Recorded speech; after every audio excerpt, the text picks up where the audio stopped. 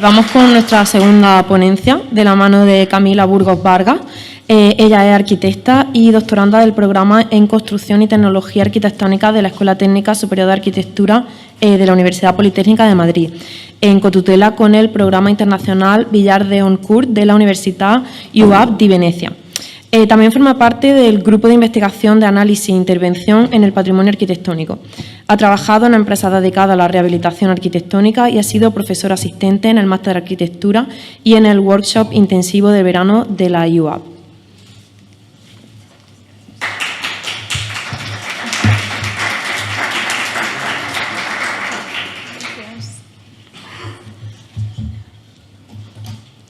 Hola a todos, buenos días.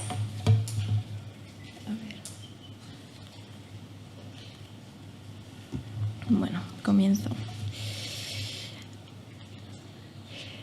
A lo largo de la historia, construcciones y monumentos han ido siendo modificados durante procesos de construcción que se dilataban en el tiempo debido a adaptaciones funcionales o a intervenciones tras un desastre.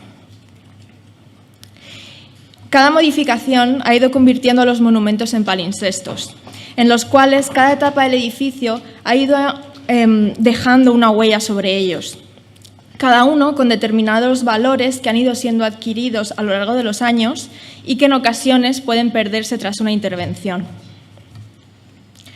La idea de una historia perteneciente a un pasado distante, separado de la vida contemporánea, es reforzado por la manera en que se llevan a cabo las intervenciones contemporáneas sobre el patrimonio arquitectónico.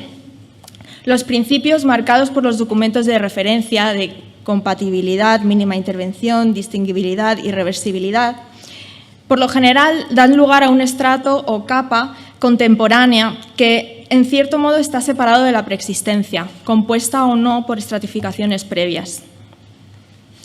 Desde el momento en que se pone en valor un edificio, se establece esa separación entre la preexistencia y los posibles nuevos estratos que pueden generarse en una intervención. El carácter funcional de la arquitectura hace que en ocasiones sean necesarias adiciones de nueva arquitectura a una preexistencia, las cuales pueden adquirir nuevos significados y valores. La aceleración de la sociedad nos ha llevado a poner en valor patrimonio cada vez más reciente, diluyendo esa separación del pasado. En Europa pueden encontrarse ejemplos de arquitecturas con menos de 50 años que están siendo catalogadas o, al menos, sus valores patrimoniales están siendo reconocidos. En este contexto, las intervenciones sobre el patrimonio se encuentran en una especie de limbo entre la valorización de la arquitectura reciente y los principios de la restauración, que la distancian de una plena integración en una estratificación, conceptualmente hablando. Cuando una restauración tiene lugar sobre un bien catalogado, esta no suele ser tenida en cuenta en posteriores valorizaciones. La musealización de la villa romana del Casale en Piazza Armerina de Franco Minisi, proyecto paradigmático pese a sus problemas técnicos, no ha sido una excepción y ahora somos testigos de su desaparición. 90 años después de la Carta de Atenas y casi 60 años después de la Carta de Venecia, es el momento de plantearse qué sucede con esas intervenciones que, aun siendo distinguibles y reversibles, pueden adquirir un valor que las hagan susceptibles de ser conservadas en el conjunto del edificio del que forman parte. Conceptos como fast fashion, obsolescencia programada o viralidad son signos de la aceleración de las sociedades desarrolladas generada a finales del siglo XX. Con esta aceleración hay una apreciación por un pasado cada vez más reciente, dado que el presente está constantemente cambiando. Según David Lowenthal, necesitamos las huellas del pasado para hacer nuestro presente reconocible. Y el riesgo de desaparición de estas huellas es lo que nos hace reaccionar y movilizarnos para conservarlas. A finales del siglo XX, la preocupación por la arquitectura moderna se ha traducido en la valorización y posterior catalogación de patrimonio arquitectónico reciente. Ren Koolhaas enunciaba en Preservation is Overtaking Us: estamos viviendo un momento increíblemente emocionante y ligeramente absurdo, en el que la conservación del patrimonio nos está sobrepasando. El lapso de tiempo desde que se completa un edificio hasta que se le asignan valores patrimoniales se ha ido reduciendo en los últimos años, ya que el actual desarraigo masivo y temible cambio coloca la nostalgia al centro de la condición moderna. La creación de Docomomo en 1988 fue el comienzo en la documentación y protección de la arquitectura del movimiento moderno. En 2005 se estableció el Comité Científico de ICOMOS en Patrimonio del siglo XX, poniendo el foco en lugares de mediados a finales del siglo XX que están más en riesgo debido a la falta de reconocimiento y protección. Y sin ir más lejos, en 2001 se creó la Fundación Arquitectura Contemporánea, que nos ha traído aquí hoy. El Barbican Center en Londres, construido entre 1962 y 1982, fue catalogado en 2001. El centro de distribución de Renault de Norman Foster se completó en 1982 y se catalogó en 2013. Y el ala Sainsbury de la National Gallery de Londres se inauguró en 1991 y se catalogó en 2018. A diferencia de lo que ocurre en Reino Unido, hay otros ejemplos en los cuales, a nivel estatal, se han ido estableciendo criterios específicos para el reconocimiento del patrimonio reciente. La región Île-de-France creó en 1999 la etiqueta Patrimonio del siglo XX, que más adelante, en 2016, se convirtió en la etiqueta Patrimonio Contemporáneo Destacado, que confiere un estatus especial sin la necesidad de una declaración de monumento histórico. Y es interesante cómo el nombre de la etiqueta ya no está limitado solo al siglo XX. Un edificio al que se le ha otorgado la etiqueta recientemente es el Museo Quebran Lee, construido entre 2002 y 2006 y que fue etiquetado en 2016. Los criterios para la asignación de esta etiqueta son la singularidad de la obra, su naturaleza innovativa o experimental, su notoriedad, ser un ejemplo de participación en políticas públicas, el valor manifiesto de la obra debido a su pertenencia a un determinado movimiento o ideas y pertenecer a un conjunto o ser obra de un autor de prestigio a nivel nacional o local. Cambiando de país, desde principios de los 2000, en Italia existe un censo de arquitectura del Secondo Novecento, o segunda mitad del siglo XX, concebido para reconocer y documentar arquitectura reciente. El enfoque de este censo difiere ligeramente del de la etiqueta francesa. Mientras que en el caso francés las obras etiquetadas pasan por un proceso similar al de la catalogación de los monumentos, con una nominación, evaluación y eventualmente la aprobación por parte de la autoridad regional competente, el censo va en la línea de un inventario de arquitectura de calidad. Los criterios para la adición de un proyecto en el censo incluyen algunos similares a los de la etiqueta francesa, pero en este caso el hecho de haber sido publicado en una revista de relevancia también se tiene en consideración, así como la relevancia de un proyecto respecto a la arquitectura de la región en que se encuentra. Los criterios del censo italiano son aplicados de manera sistemática y, como resultado, el censo contiene unas 4.400 fichas de arquitectura construida a partir de 1945, en comparación con unas 1.300 que tiene la etiqueta francesa para el mismo periodo. Italia, además del censo del Secondo Novecento, ha creado un atlas de arquitectura contemporánea. Es una selección de obras del censo, de alguna manera acotando los trabajos más relevantes. Como podemos ver, los criterios utilizados en el caso francés son similares a los considerados habitualmente para el patrimonio tradicionalmente conocido como histórico-artístico, mientras que en el caso italiano es diferente, quizás en un intento de implementar una sistematización objetiva frente a la subjetividad que puede suponer una asignación de valores o valoración patrimonial. Fijándonos en casos de obras francesas con la etiqueta de arquitectura contemporánea destacable, pueden verse principalmente arquitecturas ex novo como el Museo Quebran Lee o el Museo Pompidou, aunque puede verse al menos un caso en el que podríamos considerar como una estratificación, que es el Musée Besuna, que está construido sobre restos arqueológicos. Mientras tanto, en Italia, el censo italiano contiene numerosas intervenciones contemporáneas sobre preexistencias, como el Palazzo della Pilota de Guido Canali o el Museo de Castelvecchio de Carlo Scarpa. Analizando uno de estos casos italianos, veremos los matices en la puesta en valor del patrimonio histórico, por un lado, y de las capas recientes que se le han superpuesto. El Palazzo della Pilota de Parma tiene sus orígenes en el siglo XVI, siendo un complejo creado a base de suposiciones con adiciones, modificaciones y sustracciones a lo largo del tiempo. El conjunto fue catalogado en los años 60 y al mismo tiempo se llevó a cabo una intervención que comenzó ocupándose de los daños sufridos durante la Segunda Guerra Mundial y concluyó en los años 90 con el proyecto de espacios e itinerario expositivo a cargo del arquitecto italiano Guido Canali. Si uno acude a la base de datos de bienes catalogados Vincoli in Rete, desarrollado por el Instituto Superior para la Conservación y la Restauración y el Instituto para el Catálogo y la Documentación italianos, la entrada de la pilota no contiene dato alguno sobre la intervención de Canali, con información y fotografías sobre el conjunto previas a este momento. Por otro lado, el proyecto de Canali está incluido tanto en el censo del Secondo Novecento como en el Atlas de Arquitectura Contemporánea.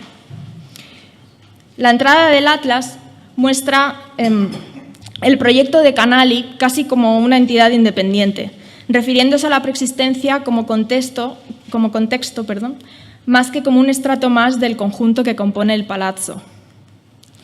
Esto nos da una idea de cómo las capas anteriores a la catalogación son tratadas de manera diferente a la capa más reciente. En lugar de asignar valores patrimoniales al proyecto de Canali con los mismos criterios que al resto, quizás teniendo en cuenta su valor de uso, de novedad o incluso artístico, y quizás procediendo a una actualización de la entrada del catálogo, se han utilizado criterios diferentes para evaluar el significado o interés cultural de la capa de arquitectura contemporánea, incluyéndola en un catálogo diferente. Además de estos matices que pueden verse en el catálogo del bien protegido y en censo y atlas de arquitectura contemporánea, la pilota es un ejemplo de lo que puede ocurrir en la práctica. En 2017 comenzó su trabajo un nuevo director de la institución, el cual ha introducido cambios en el museo y sus exposiciones que han implicado modificaciones en el proyecto de Canali. En Italia se comenta el tema entre arquitectos prácticamente como un desmantelamiento hecho debido al nuevo criterio de la dirección, sin analizar el interés de esta capa del complejo. Quizás una mentalidad diferente hacia las intervenciones recientes habría hecho que se mantuviera, o quizás hubiera sido necesario un apoyo legal con algún nivel de protección que ni el censo ni el Atlas de Arquitectura Contemporánea proporcionan.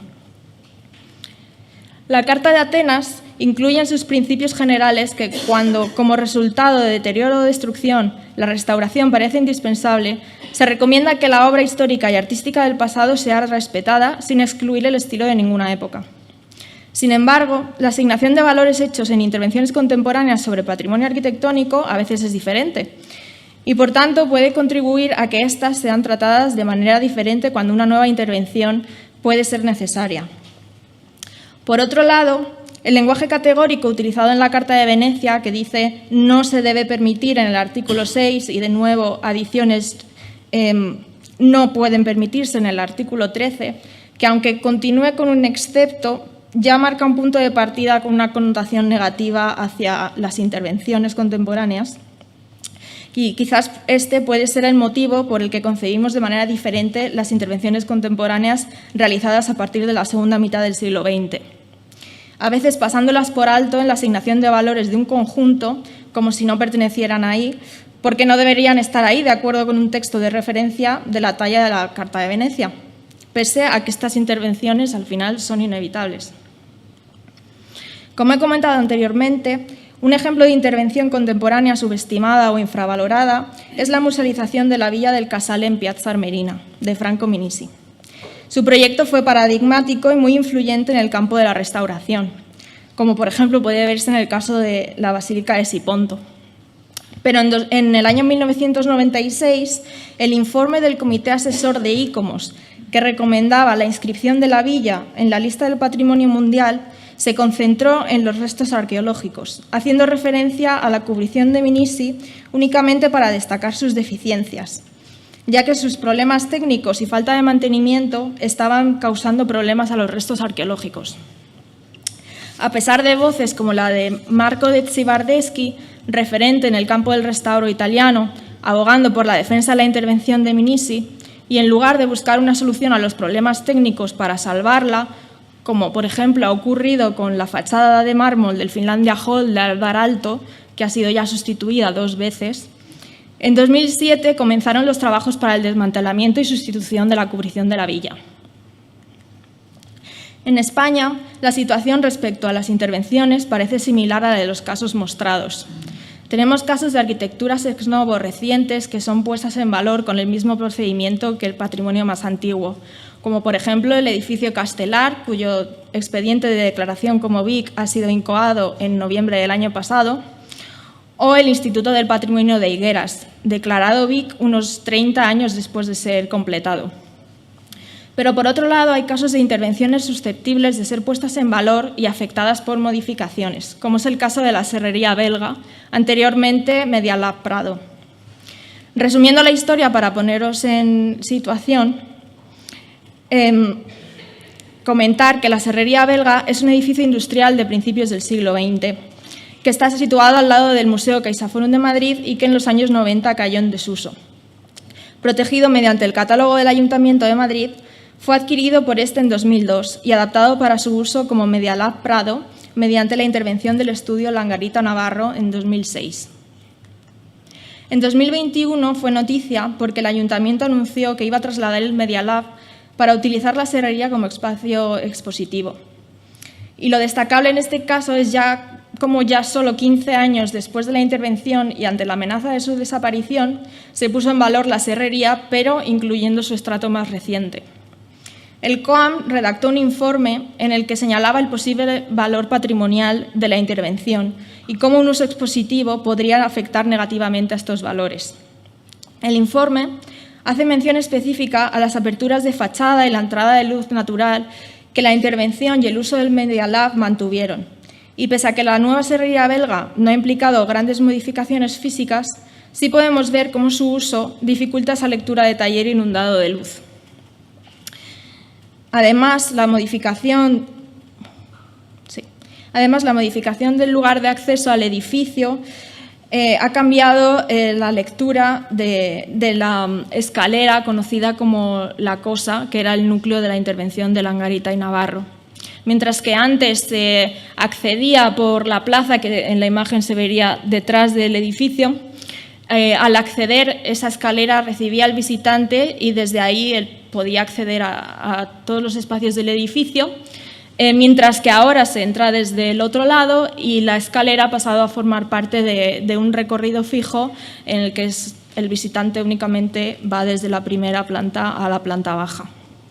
Entonces, en ese sentido, este nuevo cambio ha afectado a esta intervención, a esta nueva capa contemporánea.